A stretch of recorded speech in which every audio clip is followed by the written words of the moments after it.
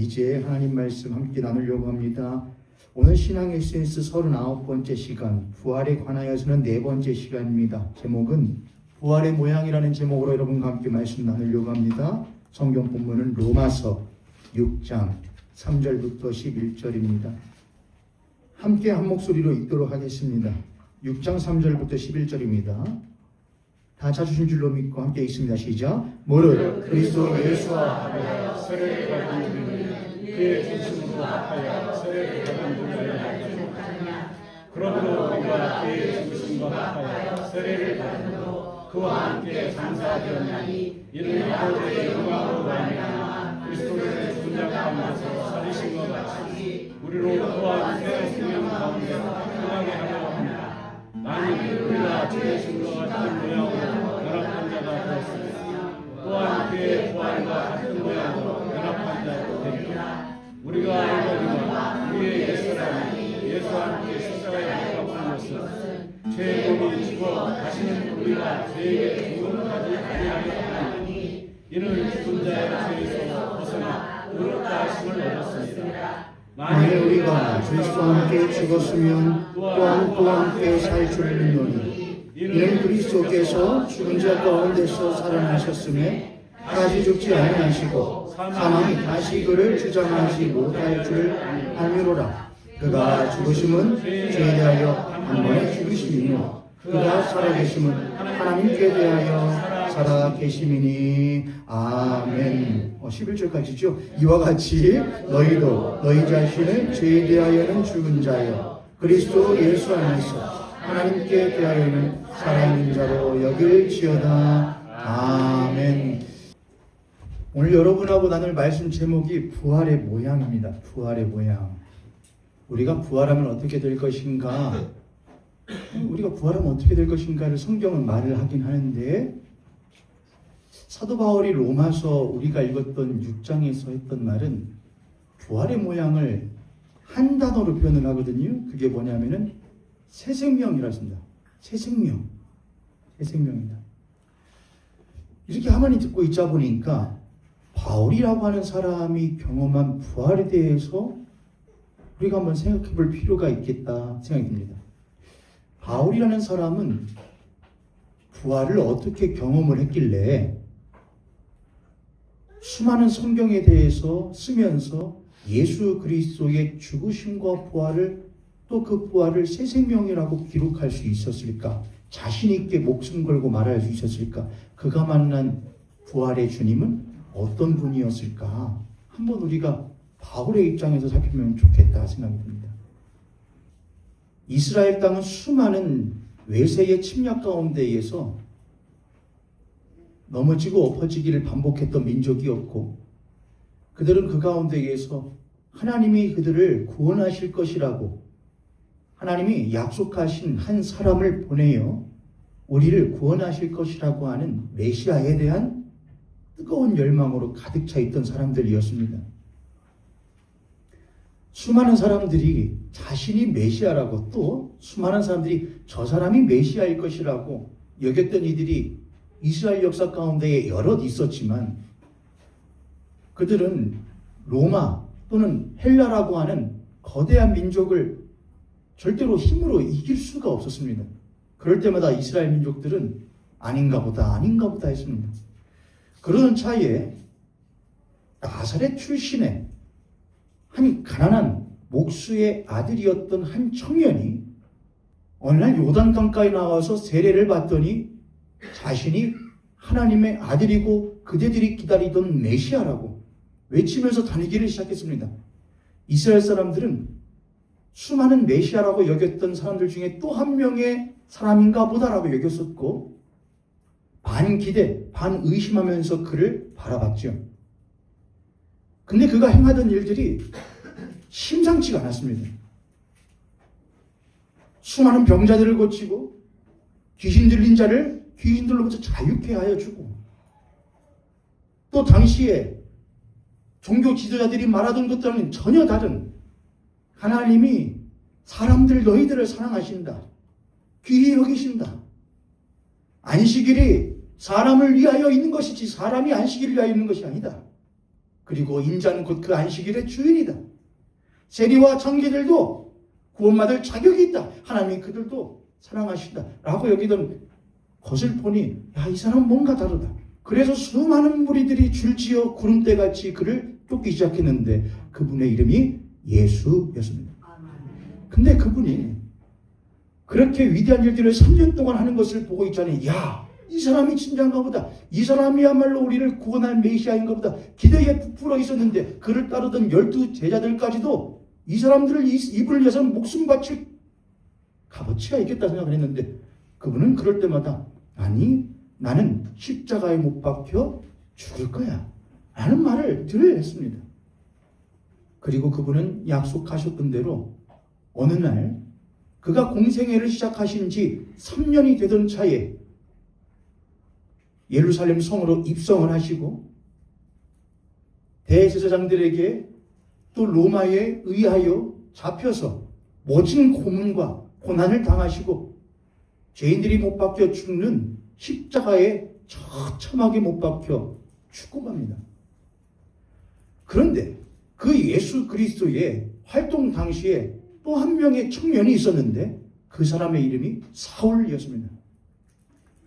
사울이라는 사람은 빌립보서 3장에 보니까 나는 히브리인 중에 히브리다. 난 혈통으로는 히브리인 중에 히브리인이고 난 유대인 중에 유대인 바리새인 혈통이다. 나는 하나님의 열심에 대해서는 다른 사람에 비할 바가 아닌 특심 있는 사람이다. 나는 가말리엘의 문화생으로서 뛰어난 석학이고 나는 또한 산헤드린의 공회원으로서 이 나라에서 한몫하는 사람이다. 나만큼 하나님에 대하여 나만큼 도덕적으로 윤리적으로 뛰어난 사람이 없다라는 사람이 사울이었는데 그런 사울에게 있어서 눈의 가시 같은 사람이 바로 누구였냐? 예수였습니다. 저 사람은 누군데? 저건 또 누군데? 저렇게 까불고 댕기는가? 어디 한번 잘 되는가 보자. 그런데 십자가에 못해버리네요? 죽어버리네요? 옳았구나. 봤지?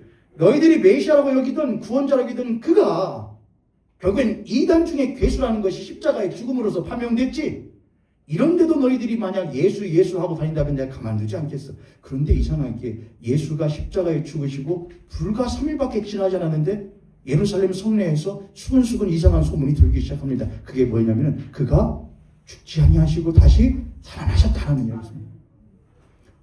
사울이라는 이 청년의 마음에 불이 일기 시작했습니다. 가만두지 않겠어. 내가 목숨 바쳐 사랑하는 그 하나님, 오직 삼천하지에 유일하신 그 하나님만이 하나님이신데 감히 저것들이 십자가에 못 박아 죽인, 십자가에 못 박혀 죽은 그 일을 하나님이라고 여기니 내 하나님이 십자가에 못 박혀 죽였단 말이야. 내가 가만둘 수 없지 라는 것이 사울 청년의 마음에 불처럼 일어났습니다. 그래서 그는 대제사장에 가서 내가 예수 믿는 자자들을 잡아 죽이겠다고 나한테 허락 좀 해달라고 내가 앞장서겠다고 하나님에 대한 그 특심으로 열심으로 그는 대제사장에게 허락을 받아서 예수 믿는 자, 특히 예수가 십자가에 못 박아 죽었을 뿐만 아니라 3일 만에 다시 살아나셨다고 말한 자들을 잡아 죽이는 일에 앞장선 사람이 바로 사울이었습니다. 우리가 아까 읽었던 성서 일과에서도 사도행전에서 한 일이 기록되어 있는데 예수 그리스도가 십자가에 죽으셨다. 그런데 이 사람들아, 그 예수가 십자가에 죽으신 것이 그의 죄 때문이 아니고 그대들이 죄를 위하여 예수가 당신들의 죄를 위하여 죄 없으신 그가 죽으셨다 뿐만 아니라 그가 그대들을 위하여 다시 살아나셨다 라는 말을 하는 또 한 명의 청년이 있었는데 그가 바로 스데반이었습니다. 사울의 관점에서 보면 아주 무지몽매한 인간이었거든요. 말도 안 되는 말을 유언비어를 퍼뜨리는 그 청년을 잡아 죽이는 자리에 사울도 있었는데 그 스데반이라는 청년이 죽는 모습이 범상치가 않은 겁니다. 그가 돌을 맞아 죽어 처형당하는 자리에 있게 됐는데 그가 하늘을 우러오면서 해처럼 맑은 얼굴로 야 하늘을 보라. 지금 하나님께 예수 그리스도께서 하나님 우편에서 나를 기다리고 계신다. 그러면서 하나님 아버지 이들을 용서해 주시옵소서. 이들이 자기들이 하는 일이 무슨 일인지 알지 못해서 그럽니다. 하고 죽더라 이겁니다. 사울이 그걸 보고 감명받았을까요? 아니요. 저 미친놈의 결과가 저런 거예요. 이런 것들을 잡아 죽여야, 뿌리째 뽑아야 이 이스라엘이 건강해져라는 생각이 사울의 마음에 더 불이 일어났습니다. 기름을 부어버렸죠. 그래서 스데반을 돌로 쳐 죽이는 이들의 옷을, 겉옷을 그가 다 걷어서 내가 들고 있을 테니까는 죽여. 그가 바로 사울이었습니다. 그것도 성에 안 찼는지 사울이 대제사장에게 공문을 받아서 다메섹이라는 곳으로, 그 도시로 또다시 예수 믿는 자들의 모임인 교회를 핍박하기 위하여서 떠나던 그 과정에서, 그 다메섹으로 가는 도상에서 사울이 한 경험을 하게 되는데, 그게 뭐냐면은 다메섹으로 막 가는 말을 타고 사람들과 가고 있는데 갑자기 하늘로부터 강한 빛이 비추더라고 합니다. 사도 바울의 표현으로 하자면 정오의 햇빛보다 더 밝은 빛이 자기에게 비추오더라고 합니다. 그뿐만이 아니라 그와 함께 가던 무리들에게도 그 빛이 비추어져서 사람들이 그 자리에 멈추게 됩니다. 사도 바울은 그 말에서 낙마하여서 떨어집니다. 그리고 음성을 듣게 됐는데, 그 음성이 사울아 사울아 네가 어찌하여 나를 핍박하느냐. 그 음성이 사도 바울의 귀함함을 때려버립니다. 사울이 거기에서 눈이 멀은 채로 누구입니까? 누구인데 나한테 이렇게 하십니까? 나는 네가 핍박하는 예수라. 나는 네가 핍박하는 예수라. 사울아 사울아 네가 하는 일이 가시발치를 뒷발로 차는 것 같은 짓을 합니다. 사울이 그 이야기를 듣고서는 어안이 벙벙하고 이게 무슨 일인가 싶죠. 눈이 멀어버려서 주변에 있던 사람들의 부축을 받아서 다메섹으로 들어갑니다. 그가 거기에서 사흘 동안, 3일 동안 식음을 전폐하고 고민하는 겁니다. 이게 무슨 일이지? 내가 하나님을 위하여서 하나님에 대한 특심한 마음으로 이 이단 중에 괴수와 그들을 쫓는 이들을, 예수라는 자와 예수가 부활했다는 말을 하고 가는 이 자를 잡아 죽인 일을 내가 얼마나 공의롭고 옳은 일을 하고 있는데 이게 무슨 일이지? 근데 내가 들은 그 이름이 누구였느냐? 예수라는 겁니다. 예수라는 이가 나에게 말을 하더라 합니다. 사도 바울이 얼마나 큰 충격을 받았을까요? 그가 사흘 동안 식음을 전폐하고 있는데 다른 곳에 있던 한 사람을 하나님께서 부르십니다. 그게 바로 아나니아라는 사람이었습니다. 아나니아예요. 다메섹으로 가라. 거기에 가면은 내가 쓸 한 사람이 있어. 그에 가서 안수하여 그의 눈을 보게 해줘라. 아나니아가, 하나님, 그 사람이 어떤 사람인지 아시잖아요. 우리 형제들을 핍박하던 자입니다. 가라. 내가 택한 그릇이다. 아나니아가 하나님의 뜻을 받들어서 다메섹으로 가서 사울을 만납니다. 눈먼 사울을. 그리고 이렇게 말합니다. 형제 사울아. 형제 사울아. 누구라고요? 그리스도인의 위대함이란 건 그런 것에 있는 겁니다. 우리를 잡아 죽이던, 우리를 핍박하던 그대여, 그대는 이미 우리의 무엇이다? 당신 내 형제다. 형제 사울아. 그리스도께서 당신의 눈을 뜨게 하신다. 사울은 눈을 떴는데, 눈을 뜨고 나서는 그 3일 동안의 식음 전폐 가운데 자신의 눈을 뜨게 한 것까지도 누구라는 것을 듣고, 자신이 핍박하던 예수라는 것을 듣고 큰 충격에 빠집니다.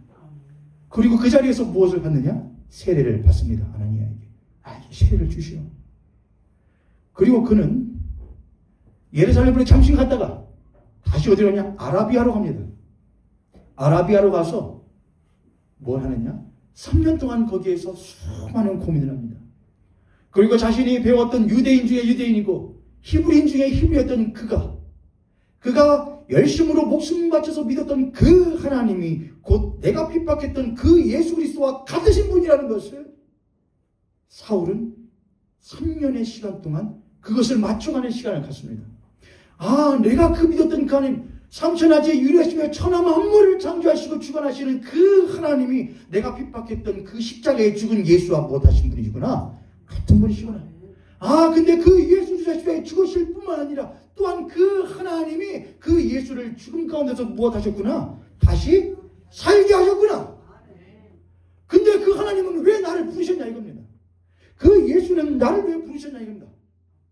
그 예수를 십자가에 못 박아 죽인 예수를 죽어 맞다고도 말했고 그 예수를 믿는 자들을 핍박해서도 나를 왜 부르셨냐 이겁니다. 생각해 보니까 사울이 자기가 행한 일이 너무나 무엇한 일인 것이냐? 두렵고 큰 일을 해버린 겁니다. 내가 그 하나님이, 내가 믿는 그 하나님이 그 내가 핍박하던 예수와 동일한 분이라고 한다면 내가 행한 일들은 무엇한 일이냐? 용서받지 못할 일을 한 겁니다. 그래서 사도 바울이 뭐라고 늘 자신의 서신에서 말하느냐? 나는 죄인 중에 괴수라는 말합니다. 나는 예수를 못 박아 난 예수를 죽게 된다고, 예수 그녀를 죽게 된다고 말했던 죄인 중에 괴수가 바로 허물과 죄로 죽은 자가 바로 나다라는 말입니다. 그리고 그대들이다라고 말합니다. 왜 사도 바울에게 그렇게 말할 자격이 있었느냐? 그는 유대인 중에 유대인이고 히브리인 중에 히브리인이고 율법으로는 흠이 없는 자이고, 그런 그가 뭐가 부족하다고요? 여러분, 이 자리 가운데에 사도 바울에 필적하여 그와 함께 지식을 겨룰 자는 없습니다. 율법에 사람으로서의 도리를 따르면서 사도 바울을 따르는 자는 없습니다. 하나님에 대해서 철저했다니까요. 흠이 없다니까요. 특심이라니까요. 그가 지식이 부족해요? 철학이 부족해요? 상식이 부족해요? 뭐가 부족해요? 부족한 게 아무것도 없는 사람인데 그가 부족한 것이 딱 한 가지가 자신의 모든 충만한 것들을 다 무너뜨리고도 남을 만큼의 부족함이 있더라 이겁니다. 그게 무엇이냐? 내가 예수 잡아 죽이는 사람이었다는 겁니다. 난 예수 잡아 죽이는 사람이야. 결코 용서받을 수 없었던 자신의 그 죄를 가지고 있었는데 그런 그를 누가 부르셨다는 것이냐? 부활하신 예수 그리스도가 자기를 불러 주셨다는 것이었습니다. 사울은 거기에서 자신을 왜 부르셨을까? 부활의 주 예수 그리스도 자신을 왜 부르셨을까를 끊임없이 생각합니다. 그러면서 사도 바울이 얻게 된 결론이 있었습니다. 그는 하나님으로 받은 것이었는데 그것은 무엇이냐? 하나님이 나를 어디를 향한 사도로 부르셨구나. 이 이스라엘 유대를 위한 것이 아니고 어디를 향한, 이방을 향한 사도로 나를 부르셨구나 하는 것입니다. 여러분, 이것이 매우 중요합니다. 제가 부활에 대한 모양을 이야기하기 위해서 지금 사울 이야기를 합니다. 부활의 모양이 어떠할까? 우리는 사도 바울이 말한 것처럼 고린도 전서에 있는 것처럼 우리들의 몸의 부활을 우리는 믿습니다. 우리는 언젠가 우리들의 몸이 예수 그리스도와 같이 변할 것을 믿습니다. 그런데 장차 우리가 변화될 예수 그리스도와 같은 부활의 몸을 입을 것을 믿음 이전에 우리는 오늘 하루하루의 삶 가운데에 부활의 새 생명도 여전히 우리들에게 임하고 있다는 것을 믿는 삶을 반드시 살아야 됩니다. 그게 우리들의 부활의 모양인데 그 부활의 모양을 어디서 배울 수 있냐? 바로 바울에게서 배울 수 있다는 겁니다. 바울은 어떤 사람이었다고요? 쭉 말씀드렸죠. 근데 그 사람이 어떻게 됐다고요?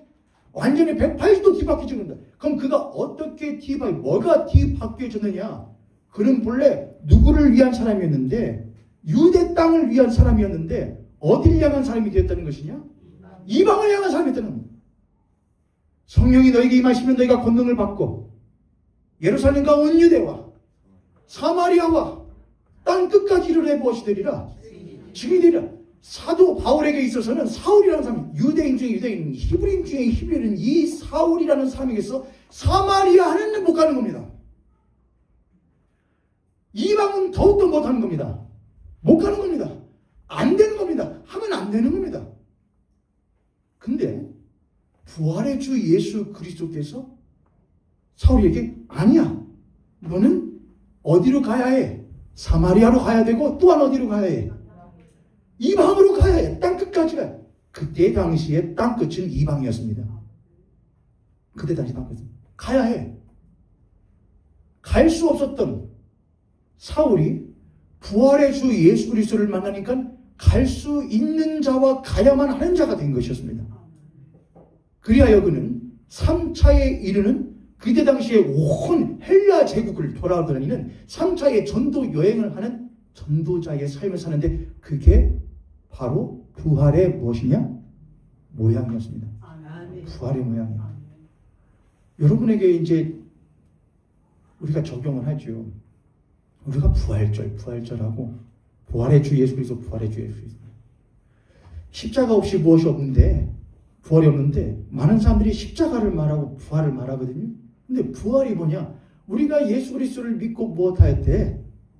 구원받아 거듭났대. 새 생명 가운데 있게 됐대. 새 생명을 무엇하게 되었대? 얻었대. 그런데 그 그 새 생명을 얻었다고 사도 바울은 말만 하는 것이 아니고 그 다음에 다른 말 하는데 이런 말 하죠. 로마서 6장에 3절 무릇 그리스도 예수 합하여 세례를 받은 우리는 그의 죽으심과 합하여 세례를 받은 줄 알지 못하느냐? 4절 함께 있습니다. 시작. 그러므로 우리가 그의 죽으심과 합하여 세례를 받음으로 그와 함께 장사되었나니 이는 아버지의 영광으로 말미암아 그리스도를 죽은 자 가운데서 살리심과 같이 우리로 또한 새 생명 가운데서 행하게 하려 함이라. 할렐루야. 새 생명을 얻었다라고만 말하지 않고 사도 바울은 뭐라고 말하냐? 새 생명 가운데서 무엇하게 하려고?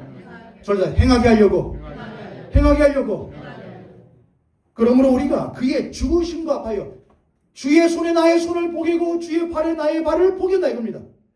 내가 예수 그리스도의 손에 포개져야 될 손과 포개져야 될 발과 우리들의 몸은 무엇이냐? 우리의 옛사람이라는 것입니다.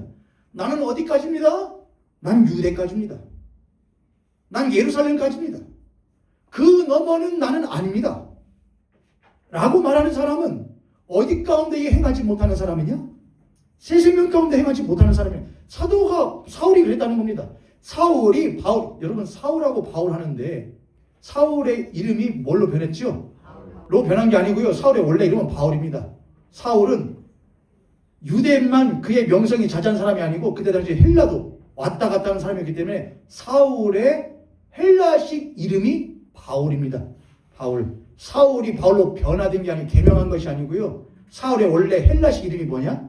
바울입니다, 여러분. 사울이 바울이 될 수 있는 것이 아니고 그렇게 표현하면 안 되는 겁니다, 여러분.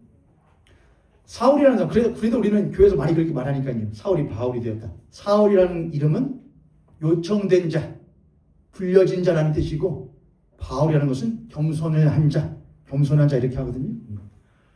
사울이라는 사람이 바울이라는 사람으로서 새 생명 가운데 행하게 된 것은 본래 사울이라는 사람은 어디에 국한된 사람으로서 스스로를 여겼는데 예루살렘과 유대에 국한되어진 하나님만을 특심으로 섬기는 삶을 사는 것이 그의 생명이었는데 그것이 자신의 삶의 행함의 바운더리였는데 부활의 주 예수 그리스도를 만나고 그는 무엇한 사람이 되느냐? 그 바운더리를 넘어서는 사람이 되었다는 겁니다. 그 울타리를 넘어서는 사람이 되었다는 겁니다. 그게 부활의 새 생명의 능력이었습니다. 그리스도인들을 사람들이 뭐라고 말하냐? 그리스도인들은 개혁가라고 말합니다. 개혁가. 무엇에 대한 개혁이냐? 그들의 삶에 대한 개혁이다. 그래서 그 당시에 그리스도인들은 로마와 헬라 시대 가운데에서 마땅히 이렇게 하는 것이 자연스럽고 원래 다 하는 거야. 삶을 다 이렇게 사는 거야. 라고 하는 그 삶의 풍조가 만연하던 시대 가운데서 그리스도인들은 그렇게 살지 않는 사람들이었거든요. 근데 그리스도인들은 그렇게 안 살아. 그런데 가만히 보니까 그들의 삶이 우리들의 삶보다 더 정돈되어져 있고 더 투명하고 더 깨끗하고 더 올바르더라 이겁니다. 우리들은 전부 다 그렇게 사는 것이 다 이렇게 사는 거야. 부정함과 부패함과 부도덕함과 비윤리적인 것도 모두가 하면 그게 도덕이고 모두가 하면 그것이 규칙이 되는 거야 라고 말하는 것이 만연한 세대 가운데에서 그리스도인들은 그렇게 하지 않더라 이겁니다. 근데 가만히 보니까 그것이 옳더라 이겁니다. 깨끗하더라 이겁니다. 투명하더라 이겁니다. 그들은 왜 그렇게 했을까? 그들은 그 흐름에 탑승하는 것이 얻을 것들이 훨씬 더 많다는 것을 알매도 불구하고 부활의 그 새 생명이 그들로 하여금 그것이 그 안에 들어가 행하지 않고 오히려 그 밖으로 나와서 죄와 허물로부터 나와서 오히려 예수 그리스도를 쫓는 그 생명 가운데서 행하게 하는 능력이 그리스도에게 여전히 작동하고 있었기 때문에 그리스도인들은 세상의 새 유에 휩쓸리지 않는 사람이었다는 것이었어요. 그게 부활을 경험한 그리스도인들의 삶이었고 사도 바울이 말하는 자유한 삶이었습니다. 오늘날 교회 가운데에 목사를 비롯하여 목사인 저도 정말 자유한가? 우리들 뭘 흐름을 읽는 데는 빠릅니다. 어떤 것이 메인스트림이냐? 뭐가 주류냐? 어디에 내가 탑승해야 되냐? 어디에 내가 끼어야 되냐? 내가 어디에 투자해야 되는 것이냐? 내가 어디에 발을 들이면은 내가 피를 보는 것이냐? 내가 지금 예루살렘과 유대에 있는 것은 내가 안정권에 있는 것인데 내가 어디에 발을 들이는 것이 사마리아와 또한 땅끝에 발을 디디는 것이냐? 그것은 나를 힘들게 만든 것이냐? 우리는 그것을 판가름한 것은 빠른데 부활의 새 생명이 우리에게 역사하지 않으면 우리는 절대로 뭘 넘어가지 않느냐? 예루살렘과 유대를 넘어서 사마리아와 땅끝으로 발을 디디지 못합니다. 그래서 교회와 그리스도인들이 세상 사람들이 볼 때에 무엇하는 사람이긴 한데 크게 잘못하는 사람은 아닌 것 같은데 옆에 손님과 앞에 손님 보시고 우리 그렇게 한번 고백하도록 하겠습니다. 내가 볼 때 그래도 당신은 크게 나쁜 사람은 아닌 것 같습니다. 뭐 크게 나쁜 사람은 아닌 것 같아요.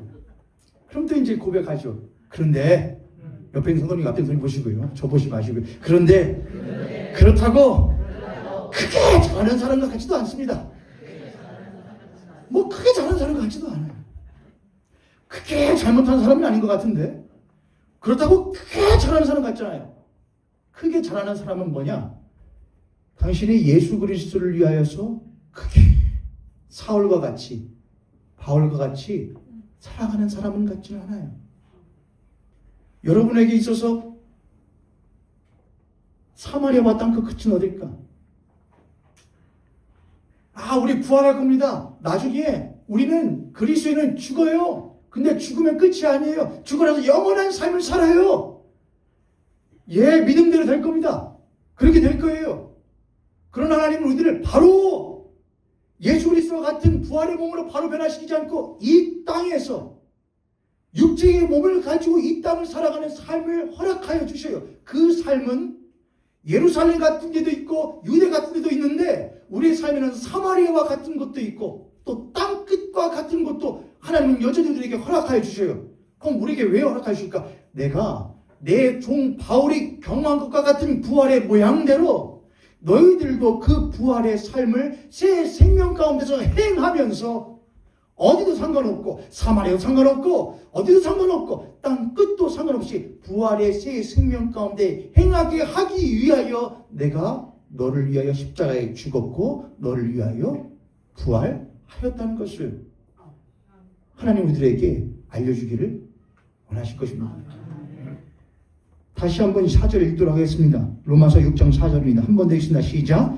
그러므로 우리가 그의 죽으심과 합하여 세례를 받음으로 그와 함께 장사되었나니 이는 아버지의 영광으로 말미암아 그리스도를 죽은 자 가운데서 살리신 것 같이 우리로 또한 새 생명 가운데서 행하게 하려 합니다. 5절 만일 우리가 그의 죽으심과 같은 모양으로 연합한 자가 되었으면 또한 그의 부활과 같은 모양으로 연합한 자도 되리라. 아멘. 사도 바울은 3년 동안의 아라비아에서 그 기간을 가지면서 사도 바울은 무엇을 분명히 깨달았느냐? 누구는 만났어요. 부활의 주 예수 그리스도를 만나버렸어요. 만났는데 유대인 중에 유대인이요 히브리인 중에 히브리요 가말리엘의 문화생이요 사내들의 공회였던 자신의 그것이 쉽사리 못하여지지 않는다는 것을 사도 바울이 절감을 하느냐? 죽어지지 않는 것을 절감한 거예요. 그래서 몇 년 동안 있는다고요? 3년이에요. 사도 바울은 3년 동안 아라비아에서 죽어짐의 시간을 가져요. 저와 여러분은 3년 동안 그렇게 예시장을 벗어나서 죽어짐의 시간을 가질 수 있냐? 그러실 수 있는 분들은 별로 없을 겁니다. 그러면은 그 3년의 시간을 여러분의 시간을 쭉 늘려서 하루에 30분씩이라도 365일을 한다면 그 365일 1년이 10년이 된다면 그래도 조금 가까워질 수 있지 않을까? 아니 하루에 3번씩이라도 내가 어떻게 하면 예수 그리스도를 위하여서 내가 이전에는 이렇게 말하고 이렇게 행하고 저 사람에게 저렇게 대하던 것이 괜찮고 마땅했다고 생각했는데 부활의 예수 그리스도의 새 생명이 내 안에서 막 역사하니까는 내가 그렇게 하면 안 되겠네? 그렇게 하면 좀 옳지 않겠네? 내가 그렇게 말하고 행하는 것이 결코 주님 보실 때 그 새 생명에 부합하지 않겠네라고 하는 것에 고뇌하는 고민하는 삶이 3분이라도 있다고 한다면, 하루에 3분이라도 있다고 한다면 우리의 삶은 조금이라도 예수를 닮지 않을 수 있을까? 가끔은 그런 생각을 합니다. 예전 목사님들은 그때 당시에는 뭐 우리나라가 지금 이제 유교 문화가 많이 좀 물 맞았죠. 그렇죠, 여러분? 시대가 가니까 어쩔 수 없습니다. 예전에는 한 30년 전만 해도 그렇지 않았다고 생각이 들거든요. 예전에는 이제 예전 목사님들이 그러지 않으셨거든요. 예전 목사님들은 나쁘게 말하면 고압적이었고 권위적이었죠. 고압적이고 권위적이었습니다.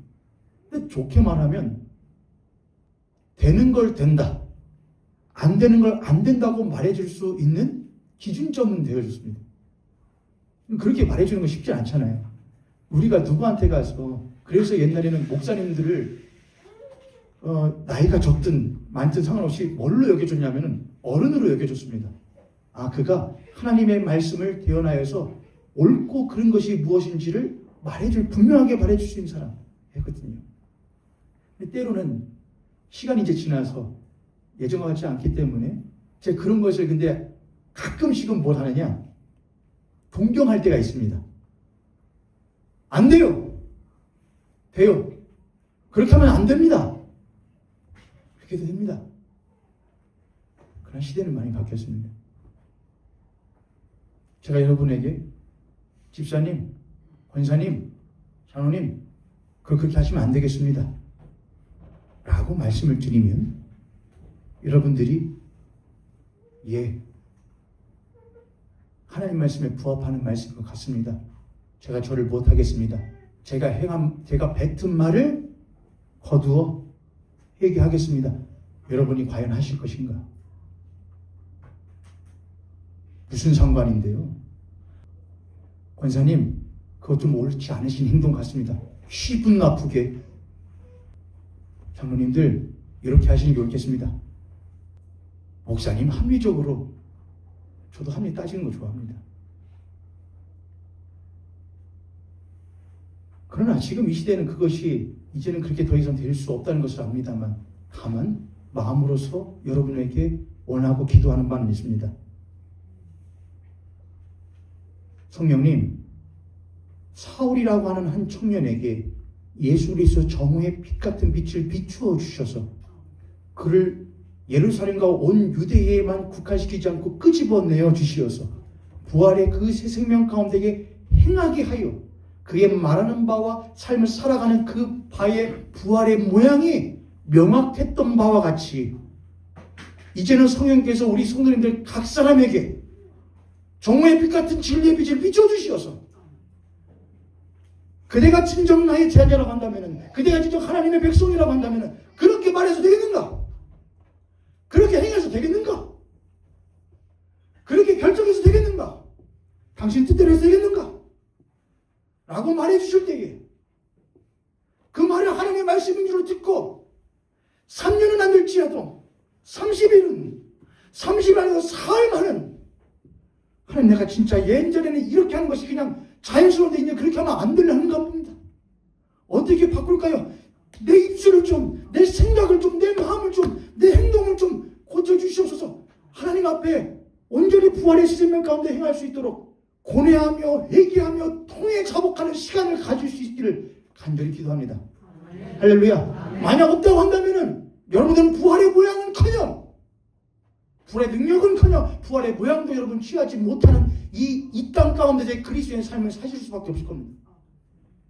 세상은 여러분들을 못하실 것이고 비웃을 것이고 여러분 스스로도 하나님 앞에, 세상 앞에 자랑스러운 그리스도라고 말하실 수 없을 겁니다. 난 언제나 하나님 앞에 깨끗하기보다는, 난 언제나 하나님 앞에 당당하기보다는 세상 앞에 늘 비굴했고 세상 앞에 늘 굽신굽신거렸고 하나님 말씀보다도 세상의 말에 더욱더 가슴 떨려하면서 그것 때문에 내가 잃은 것이 없을까? 세상의 비유에 맞추지 못하다가 떨어지는 일은 없을까? 난 늘 전전긍긍했었던 그리스도라고 스스로 여기면서 살다가 하나님 앞에 나섰을 때에 뭐라고 말씀하실 것입니까? 하나님, 내가 부활의 예수 그리스도를 믿었으니까 부활의 모양 나에게 허락하시옵소서. 구할 수 있습니까? 내가 믿었으니까 됐죠. 믿기만 하면 구원만 돼요. 그렇게 말할 수가 있습니까? 그렇지 않습니다, 여러분. 사도 바울은 부활의 주 예수 그리스도를 만나고 3년 동안의 기간 가운데 완전하게 뒤집어지면서 이제는 내가 유대인 중에 유대인이요 히브리인 중에 히브리인이요 가만히 문화생이요 사례리 공의했던 그 모든 것들이 예수 그리스도를 그 믿는 믿음 앞에만 가면은 그 모든 것들이 나에게 뭐가 되는 것이다? 나한테는 배선물이 되는 것이다. 그냥 아무것도 아닌 것이다. 내가 나의 달려갈 길과 주 예수께 받은 그 사명, 부활의 주 예수께서 사마리아와 땅 끝까지 이르러 내 주인이 되라거든 그 사명을 내가 완수하는 일에 있어서는 내가 무엇하지 않는다? 내가 뒤를 돌아보지 않는다. 내가 표대를 향하여 무엇하여 간다? 온전히 쫓아간다. 그리하였을 때 내가 마지막에 그 표대 앞에 설 때에 주 예수께서 내게 상 주시는 이심을 내가 무엇한다? 내가 믿는다 이렇게 했습니다. 할렐루야. 할렐루야. 부활의 주 예수를 믿는 우리 모형교회 성도님들, 바울의 그 고백이, 그 바울의 부활의 모양이, 그 모습이 여러분들에게도 또 저에게도 있기를 원합니다. 부활의 주님, 당신이 부활하셔 지금 내 안에서 살아 역사하시며 부활의 능력으로 세세면에 행하게 하신다면은 내가 이렇게 살아서는 안 되겠습니다.